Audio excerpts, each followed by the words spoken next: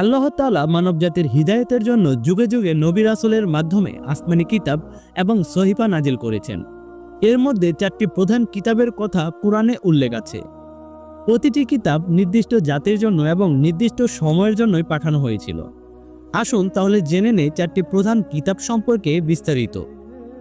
জাবুর কিতাব, যা নাজিল হয়েছিল হযরত দাউদ আলাইহিস সালামের উপর এবং এটি নাজিলের আনুমানিক সময় 1000 খ্রিস্টাব্দ, যা হিব্রু ভাষাতে প্রকাশ পেয়েছিল।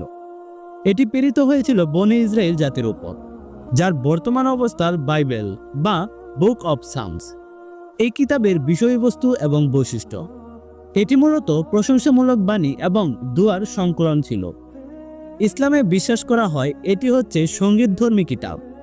এতে নতুন কোনো আইন ছিল না, বরং আল্লাহর প্রশংসা এবং তাওহীদের বাণী ছিল এটি। বাইবেলের সামস নামে কিছু অংশে পাওয়া যায় এটি, তবে মূল কিতাবটি সংরক্ষিত নেই।